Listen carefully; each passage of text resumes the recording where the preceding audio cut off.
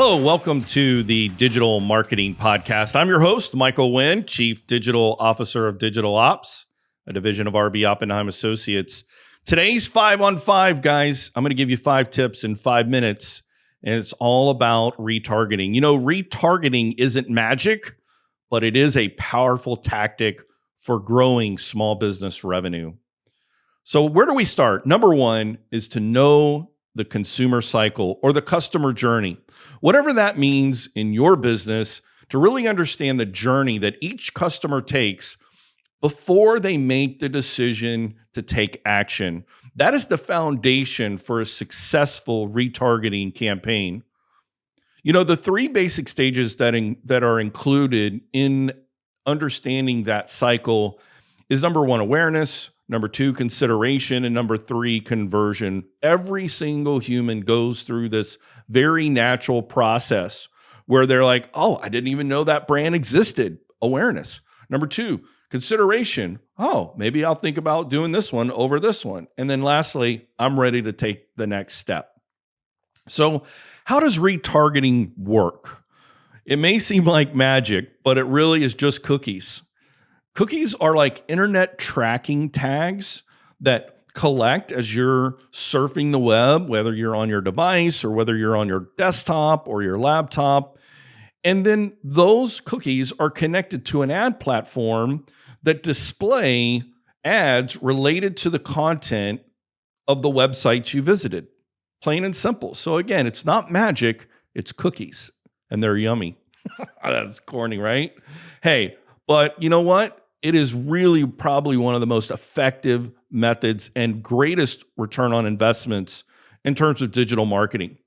So let's dig into those 3 stages again. Number 1, we want to create awareness, right? That is the creative first step that we have to take as brands in a retargeting campaign, is to create this, oh my gosh, I didn't know that this brand provided the exact service or product that I need.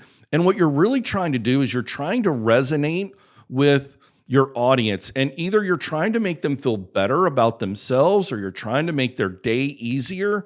You're really trying to say, here's the solution for the problem that you're facing in your day-to-day life or in your work life or your personal life.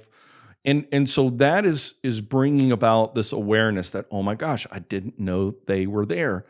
And then as we step into the second phase, we really want to create compelling consideration. These points that we're considering, hey, I thought the only product or service that was out there was A, but now there's B. And I need to think about, what's the difference? What's the pros and cons, right? What are the cost benefits of if I buy this one versus this one?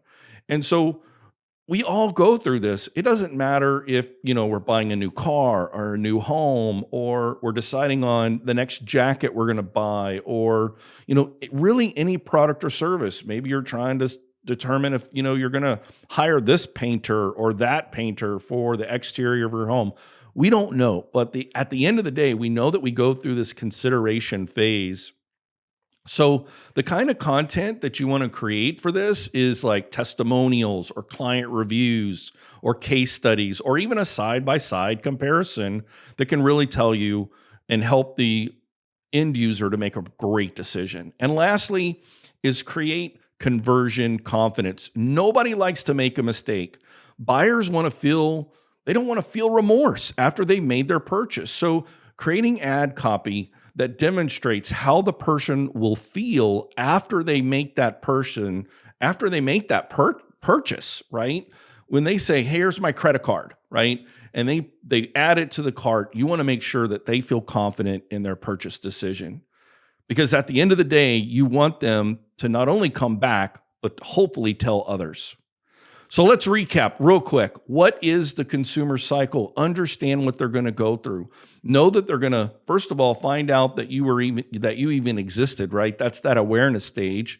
And then number 2, you want to really make sure that you drive home when they are in that consideration stage, when they are considering whether or not to do business with your brand or your company, why they should. And then lastly, make sure that conversion is done in confidence so that they feel good about themselves and good about the decision that they made to go with your company.